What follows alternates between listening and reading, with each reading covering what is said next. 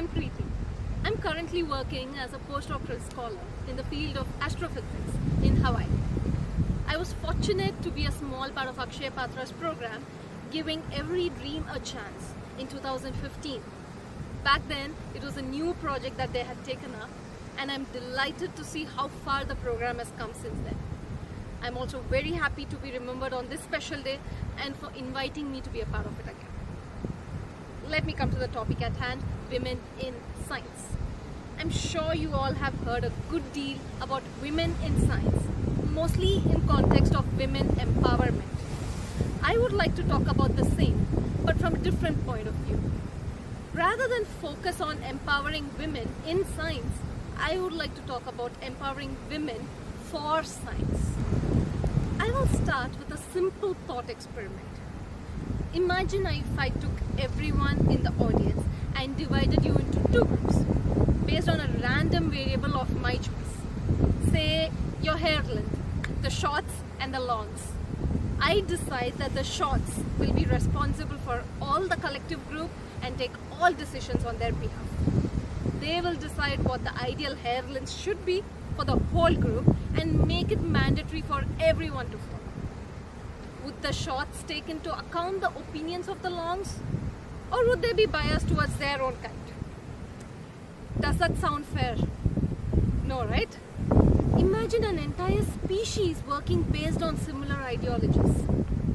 On the same note, how fair is it for women to be left out of science that benefits all humankind? We need women to join science not just to empower them, but to empower science itself. Science needs every curious mind there is. Your gender is irrelevant. Now, if we are lucky, you might have caught a glimpse of a humpback whale in the distance behind me in the ocean. I first saw a humpback whale just a few days back when I volunteered to count whales for a non-profit organization. I know nothing about whales, but I knew how to count, and that was all they needed. The data collected from such counts are used by marine scientists to study them better, and I got to be a part of that study without knowing anything about the whales or about marine biology.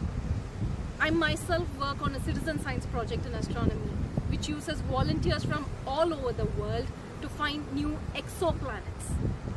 There are a lot more such projects in several fields that take help from the public to carry out scientific research. We live in an age and time where science is not just limited to scientists anymore. What is now open to everyone should not be restricted by gender. For the students in the audience, if you are curious about the world around you, if you like to ask questions and find answers to them, science is for you. Do not let anyone tell you otherwise. For the girls in the audience, if you get into science, chances are you might be stigmatized for your gender. Do not let that stop you. Proceed and show them that your gender is not a setback in any sense. It is time for women to step into science and for men to step up to it, to empower science and for a better future for humankind.